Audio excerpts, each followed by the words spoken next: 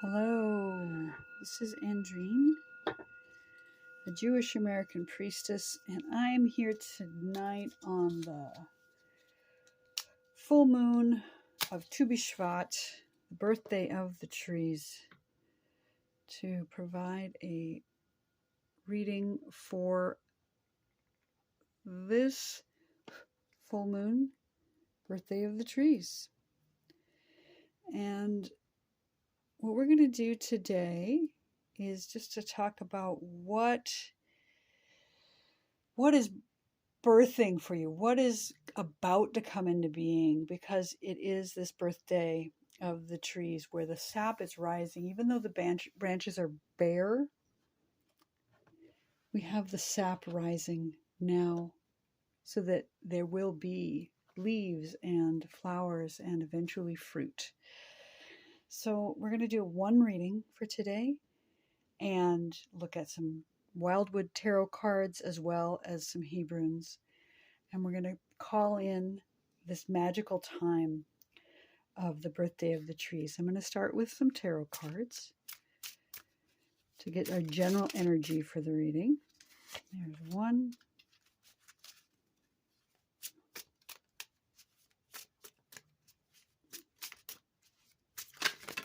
Ooh. And 2, 3. And we'll start with those and move on from there. So our first card coming up is the Queen of Arrows, Swan. We have seen her before. And in her card, you can see this beautiful tree on the bank of the river. Some cattails where she is swimming.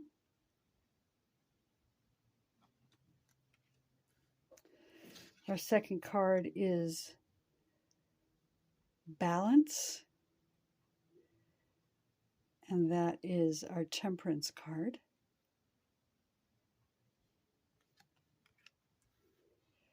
And our third card for today's reading is the Forest Lovers, the Lovers card. Beautiful. And because this is the Wildwood Tarot, each of these has a tree symbol in it. And let's talk a little bit about what this set of cards speaks to. So the Queen of Arrows corresponds to the traditional Queen of Swords in the tarot deck. And she is seen as someone who is independent, possibly bordering on being lonely. She is graceful and beautiful and moves through the world with directness. She speaks her mind, and she's in complete control of her situation. Again, she's sometimes seen as lonely or alone. Sometimes it's even said that she's widowed or that she has chased away her companion. But she's beautiful and satisfied in her grace in the world. So that card speaks to being empowered. It's about being in charge of your situation, coming into your full maturity, and being able to think clearly, speak clearly, know what it is you want in the world now.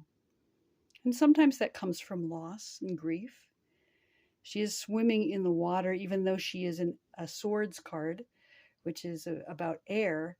She glides gracefully over the water with the clarity as she sails over the emotional realm. And with balance here, Temperance, we have these two creatures, which look sort of like snakes, sort of like dragons, as they wind their way around this birch tree. And in the base of the tree, you can see this face. So we have the red and the gray dragon. and they are winding around the tree like a caduceus, which is so it's about balance and bringing harmony into the world, about that yin and yang, and also about healing, because the caduceus, the snakes on the rod, is about healing. So there's something that's coming into balance, some ability to balance the scales and come to an agreement, perhaps, so that there isn't one thing that is triumphing over another, but just the harmony of nature. You can see this tree is welcoming both of these creatures as they wind their way, almost like lovers, up the trunk. And the birch tree in the northern Europe and in North America as well is seen as a new beginning. The birth, the Berkana in the Nordic runes is about birth, and the green leaves that certified fertility in the world. So something is coming to balance. And then similarly, we have the lovers here also in front of this tree. They're doing a hand fasting, you can see. And there's the ribbons wrapped around the birch tree again. These beautiful Jack in the Pulpit flowers below. And this male and female energy coming together and hand fasting in front of the tree. So as I'm seeing these three cards and how they play out for this full moon in Leo, this full moon Tu B'Shvat, the birthday of the trees, we've had this time of independence and thought and clarity that's brought us into a place of balance. And then we've coming into a place of unity and connection with other, or with self, maybe with just learning to love the self. Could also be reflected here in this reading. So starting with those three cards and this idea of independence and balance and love coming forth, I'm going to pull out some of my wooden Hebrunes, and we'll lay those down on the table here as well. We're going to do the Star of David, the Shield of David spread. So coming down from above, we have the Samech.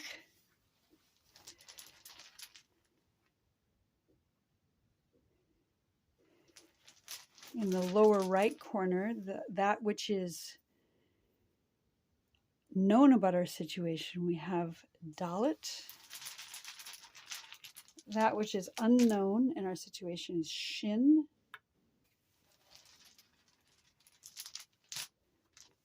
Our root cause coming from below, we have the Ein Sof. Our upper left corner signifies the challenge in our situation. And we have the Lamed. The upper right is our advice for the situation, and I'm seeing Gimel. And then we'll look at the center after we finish reading these. So coming down from above, we have the Samech, and the Samech is a circle. So it's about cycles and seasons, which is perfectly appropriate as we are in this mid-season between the winter solstice and the equinox. So we're right in the center here. And it's about being surrounded. It's about being surrounded with protection and love. It's about boundaries as well, creating appropriate boundaries in our situation. And it corresponds to the thorn in the Paleo Hebrew, as you can see on the back here, we have this symbol, which was the ancient symbol for Samekh. It's a thorn. And so it talks about having thorn hedges, appropriate boundaries around things to protect and to keep in what needs to stay in and release out what needs to be released out. It's the foundation of agitation. So we have both this idea of being surrounded with protection as well as some agitation and thorniness, and that idea of the cycle of the seasons. In the lower right corner, we have the Dalet, and the Dalet is the letter that corresponds to a doorway. So what is known about our situation is that we're on the threshold of something new. We have this letter, which is like the side and the lintel of a doorway. And it's also about humility. It's about, has a conjunction with humility and being impoverished, maybe even. But there's this liminal idea, this liminal space of being in a doorway, about to enter in or exit out of a situation. So that's what's known about our situation. And what is unknown in the lower left corner is the letter Shin, and Shin is the mother letter of fire. So something that we don't see is perhaps this spirit, this passion that is coming, that it corresponds to all of the lights of the sky, the sun, the moon, and the stars. It's about wholeness and about change and about the presence of the divine, the shalom, the shini, and the shekhinah, all starting with sh. So something very fiery is unknown about our situation. We don't see that yet, but it's coming. And our root cause of our situation is the Ein Sof, which I love. It's just the blank.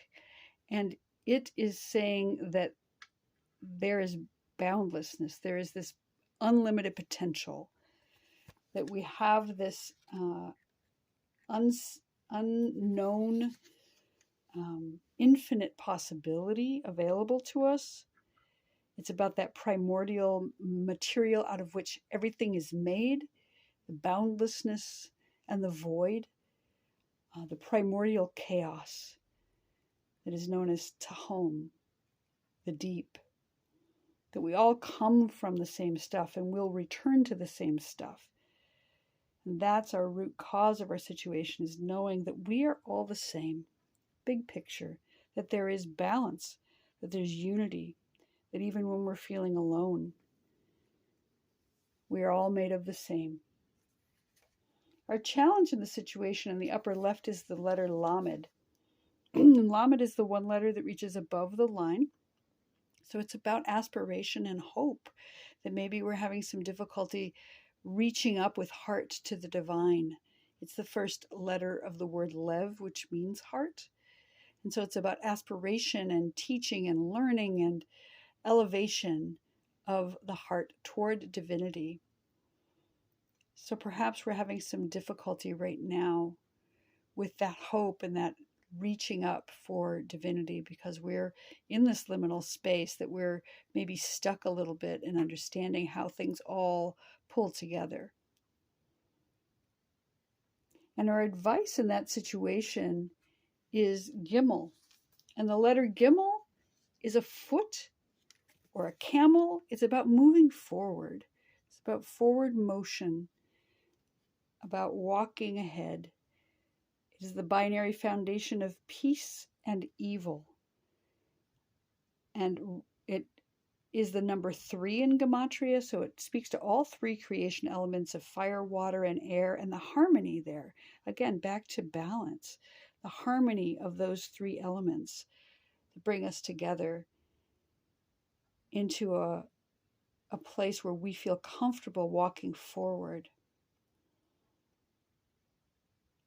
It also corresponds to and rules over the planet Jupiter in the sky, which is the largest planet in our solar system. And in Hebrew, the word for Jupiter is tzedek, which means justice. So there's something about moving forward toward justice at this point. And that's our advice in the situation, is that we should move forward. Don't become stagnant. Don't just get stuck in this doorway, in this liminal space, but propel ourselves forward. Maybe call on that passion that we don't see yet and bring ourselves forward so that we can elevate. I'm going to pull out one more letter for the center of our reading today and see what our sort of outcome card, our outcome letter is for our situation. This full moon, Tu B'Shvat. And the letter coming out today is Beit. Okay. And Beit is the second letter of the alphabet, and it means home. It means house. And it's about where we live. Where does our soul dwell in the world?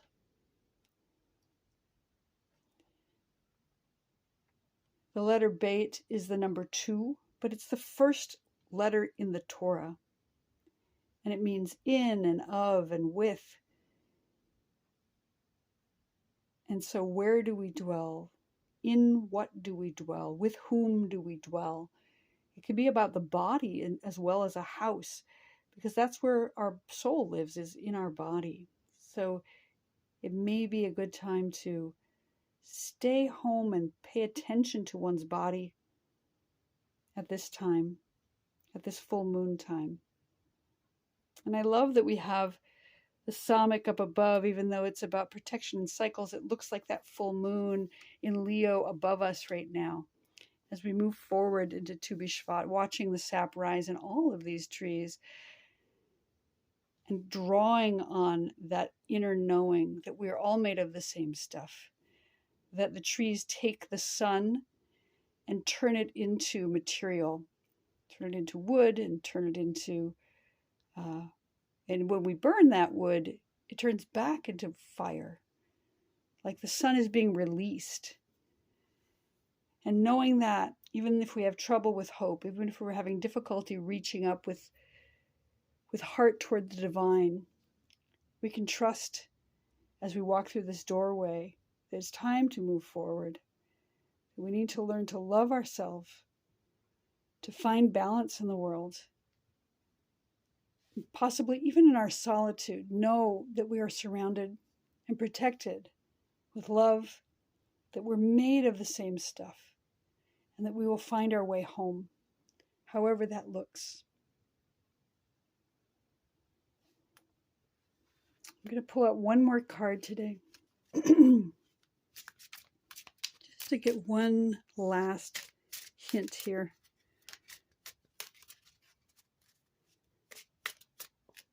What we can look forward to.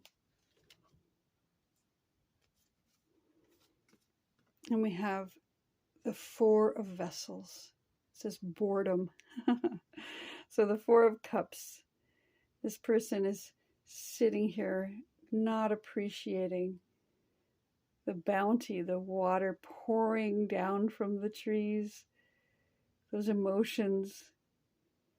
She's looking bored and sad, not noticing what she has.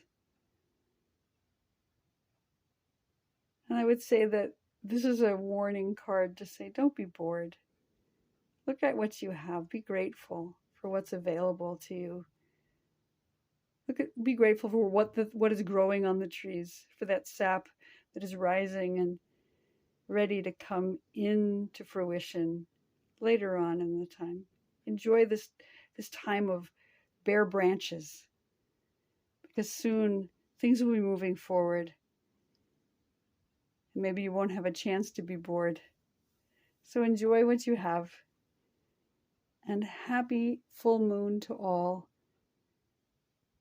Happy Tu B'Shvat. We'll see you here next time.